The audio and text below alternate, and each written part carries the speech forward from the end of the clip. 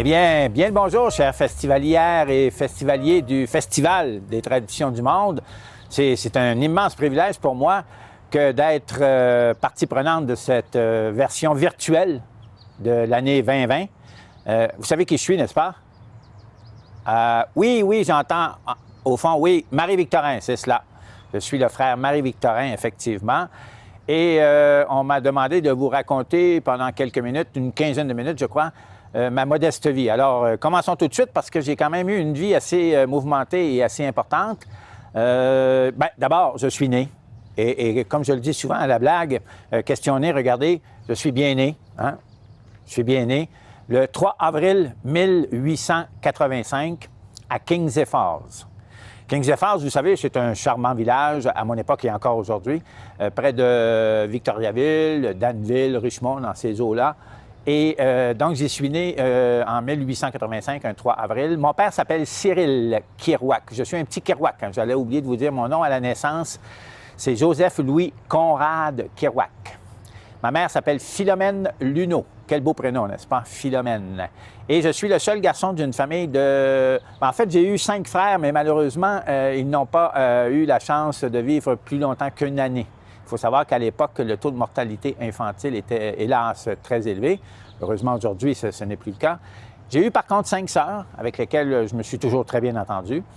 Et je n'ai pas de souvenir très, si vous me permettez l'expression, très vivace de ce charmant village de Kings Falls, puisqu'à l'âge de 5 ans, ma famille et moi, nous allons déménager à Québec. Oui, Québec, quel beau village. Quelle belle ville que Québec.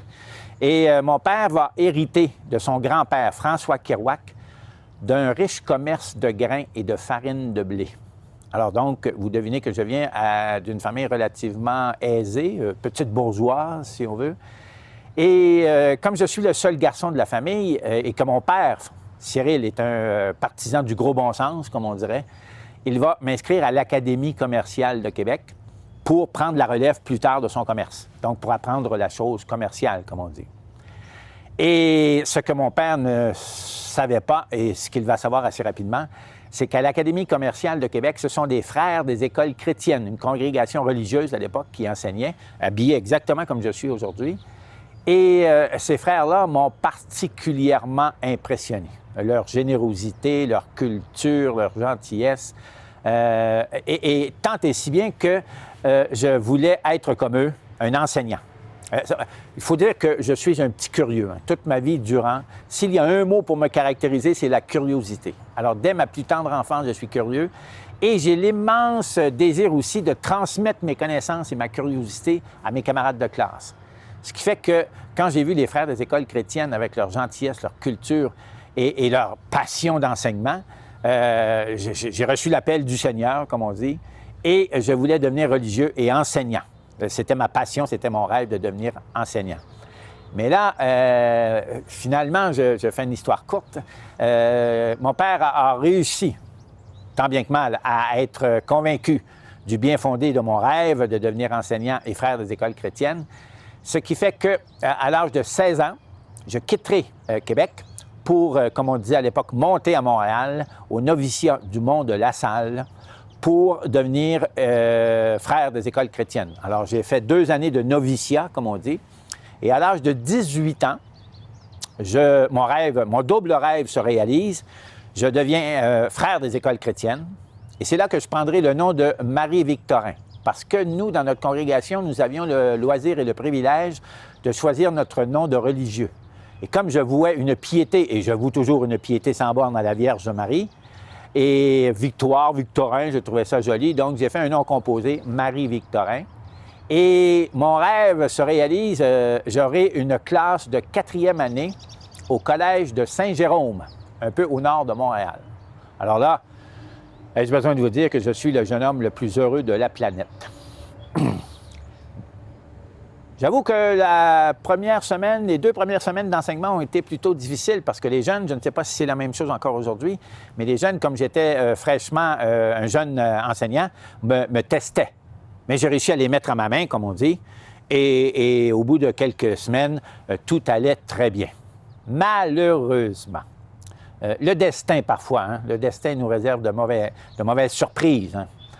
Durant les vacances de Noël cette année-là, en 1903, donc j'ai 18 ans, et durant les vacances de Noël, donc en pleine nuit, je me souviens très bien, c'était le 27 décembre, je toussais déjà depuis quelque temps, mais bon, je me suis dit, ça va passer. Et finalement, ça ne passait toujours pas. Et cette nuit-là, je me suis réveillé, le cœur, la poitrine oppressée, et j'ai été à la salle de bain et surprise, dans mon mouchoir blanc, en toussant, il y avait du rouge, du sang. Alors là, je me suis dit, ma dernière heure est arrivée. Il avait d'ailleurs bien dit, n'est-ce pas, hein? Je viendrai vous chercher comme un voleur. Alors, je me suis dit, effectivement, 18 ans, hein? C'est un vrai vol, n'est-ce pas? Et donc, j'ai été prié à la petite église du collège. Et j'ai prié. Et heureusement, ma prière a été entendue. Regardez, je suis devant vous aujourd'hui, même de façon virtuelle. Je suis là, bien vivant. Et donc, par contre, le médecin, le lendemain, arrivera d'urgence et constatera, ce dont certains parmi vous se doutent sûrement, j'aurai un diagnostic, comme on dit, de la tuberculose. Mais la bonne nouvelle, si on veut, dans cette terrible tragédie, c'est que ma tuberculose n'était pas au stade ultime, à savoir d'être isolé dans un sanatorium. Par contre, mon médecin m'a dit, vous ne pouvez plus enseigner pendant la prochaine année, et c'est le repos total. Alors, j'ai obéi au doigt et à l'œil à la consigne de mon médecin. Et durant l'hiver, j'ai pris soin de la bibliothèque, j'ai fait du ménage. Et au printemps venu, il m'avait dit « humez. » Alors, je vais dehors. Derrière le collège, il y avait une superbe érablière. Et j'hume, comme on dit. Mais vous devinez qu'au bout de quelques temps, humer 8, 10, 12 heures par jour, on se lasse, hélas.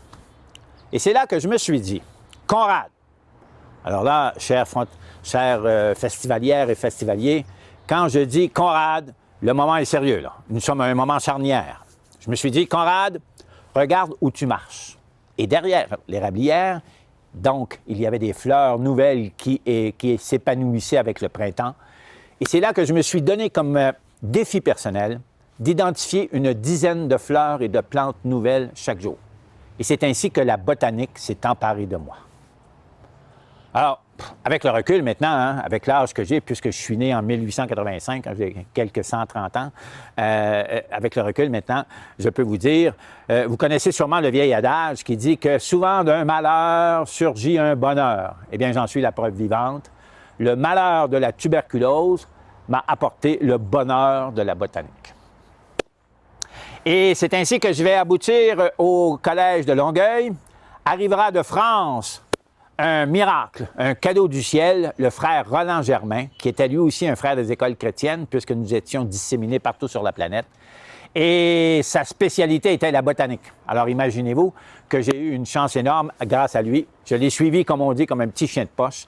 Et grâce à lui, mes connaissances en botanique se sont multipliées à une échelle incroyable. Alors, je lui dois, comme je dis souvent, une fière chandelle, pour ne pas dire le chandelier au complet. Et c'est ainsi qu'avec le temps, mes connaissances se verront grandir et croître, et je deviendrai un éminent botaniste. Je communiquerai avec les plus grands botanistes à travers le monde, M. Fernald de l'Université Harvard, M. Criddle du Manitoba, M. Lloyd de l'Université McGill. Et en 1920, lorsque Montréal se verra octroyer la permission de se construire, si on veut, de se bâtir, de se doter d'une université, qui, pensez-vous, sera pressenti pour devenir le directeur du département de la botanique de l'Université de Montréal? Votre humble serviteur. Je n'ai pas accepté tout de suite, parce que souvenez-vous que ma passion première, toute ma vie durant, c'est l'enseignement. Ce sont les jeunes. Et finalement, j'en suis venu à la conclusion, comme le recteur de l'Université de Montréal me l'avait dit, que je pouvais continuer à enseigner à mi-temps au Collège de Longueuil et à mi-temps à l'université. Et c'est ainsi que je deviendrai professeur agrégé de l'Université de Montréal. Et en 1922, je serai le premier docteur reconnu de l'Université de Montréal avec ma thèse portant sur les fougères. Le titre exact était « Les Félicinés ». Et d'ailleurs, ma thèse de doctorat portera sur les fougères et elle recevra le prix David de littérature en 1933. Mais avant, revenons un peu en arrière, et je ferai un voyage extraordinaire en 1929. 1929, année, pour moi, année fastueuse, puisque j'aurais imaginé la chance immense de voyager. En 1929, je serai délégué de l'Université de Montréal à un congrès qui regroupe tous les plus grands scientifiques de la planète à Cape Town, en Afrique du Sud. J'aurai la permission de ma congrégation de voyager. Je visiterai 3 continents. Imaginez toutes les villes que je visiterai. Mon plus grand plaisir, mon bonheur suprême, c'est de visiter les jardins botaniques. J'irai à Londres visiter celui de Kew, en banlieue de Londres, qui était à l'époque et encore aujourd'hui le premier et le plus grand jardin botanique de la planète. Madrid, Paris, etc. Et on a pris un bateau et nous sommes arrêtés aux îles Canaries. Et là, il s'est passé quelque chose d'absolument incroyable. Sur une île perdue de l'océan Atlantique, j'ai visité un jardin botanique d'une beauté extraordinaire. Et c'est là que j'ai eu l'idée que je me suis dit, il faut que je me batte bec et ongle à mon retour à Montréal pour faire en sorte que Montréal ait elle-même son jardin botanique. Et donc, nous sommes arrivés à Cape Town. J'ai fait des connaissances, des rencontres merveilleuses à ce congrès scientifique. Et c'est ainsi que je reviens à Montréal en 1930 et mon objectif premier est de fonder la Société pour le jardin botanique de Montréal, dont l'objectif est assez clair. Merci. Je vous ferai grâce de tous les détails parce que Dieu sait qu'il y a eu des grains de sable dans l'engrenage. Mais finalement, en 1936, les serres économiques du jardin botanique verront le jour. Et en 1935, une autre année fastueuse pour votre humble serviteur, puisque je ferai paraître l'œuvre de ma vie. Parce que n'oubliez pas que je suis botaniste. N'oubliez pas que je me promène partout à travers le Québec pour herboriser, pour cueillir des fleurs, des plantes. Et mon grand rêve, c'était de faire paraître un volume. Et c'est ainsi qu'en 1935, je ferai paraître La Flore laurentienne. Un livre de près de 1000 pages et qui recense toutes les fleurs et les plantes de la vallée du Saint-Laurent et du Québec.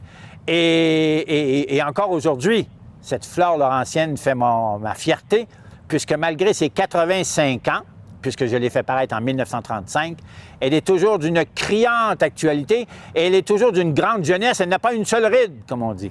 Et même aujourd'hui, certains prétendent qu'on la considère comme la Bible écologique du Québec. Alors, vous voyez, 2 grandes fiertés, le Jardin botanique de Montréal et ma flore laurentienne. On m'a traité de fou, vous savez, à l'époque. Hein? Un jardin botanique en pleine crise économique, 1930. Et aujourd'hui, selon certains, le Jardin botanique de Montréal, que j'ai fondé en 1931, est considéré comme le 2e plus beau et plus grand au monde, après celui de Kew, justement, en banlieue de Londres. Alors, j'en suis passablement fier. La pérennité du jardin est assurée et c'est votre humble serviteur qui l'ait fondé en 1931. Ma santé, souvenez-vous, tuberculose. Ma santé est toujours fragile. Je suis lourdement handicapé par cette terrible maladie. Je suis suivi par un médecin. Bon, là, il n'est pas là aujourd'hui, mais normalement, je suis suivi par un médecin. Et dans les années 1935-36, je vais voir mon médecin et il me dit, Marie-Victorin, je ne donne pas cher de votre de votre santé. Et il m'a dit, et je m'en doutais, le pronostic n'était pas très bon. Il m'a dit, par contre, il y a une lueur d'espoir. Si vous pouviez trouver un pays, une région, moins froide que les hivers rigoureux et froids et longs du Québec et du Canada, si vous pouviez trouver un endroit plus chaud, plus sec, votre santé serait meilleure. Et c'est ainsi que dans les dernières années de ma vie, j'irai herboriser à Cuba, l'île, la princesse des Caraïbes, comme on dit. Et je ferai des rencontres merveilleuses de plantes. Partout, j'ai sillonné l'île avec le frère Léon, qui lui-même était botaniste de la congrégation, lui aussi des Frères des Écoles chrétiennes. Et je ferai paraître 2 volumes, Itinéraire botanique de l'île de Cuba, qui me vaudront l'insigne privilège et honneur de recevoir la Légion d'honneur du gouvernement cubain. D'ailleurs, l'Institut de botanique de l'île de Cuba porte mon nom, Marie-Victorin. Voilà. Malheureusement, toute bonne chose ayant une fin, un 14 juillet, la fête de nos cousins français, 1944. Le soir, un étudiant m'appelle et il me dit « Marie-Victorin, que diriez-vous, mon frère, de venir avec nous? Nous avons trouvé une fougère endémique. » Ça veut dire une fougère qui ne pousse qu'à un endroit précis. Et souvenez-vous que ma thèse de doctorat portait sur les fougères. Et c'est ainsi que j'irai à Thetford Mines. Et c'est en revenant, non pas de Rigaud, mais de Thetford Mines, qu'un accident de voiture mettra fin à mes jours le 15 juillet 1944. Alors, je vous souhaite un bon festival, même virtuel. Je suis convaincu que vous aurez beaucoup de plaisir. Et ce n'est qu'un au revoir.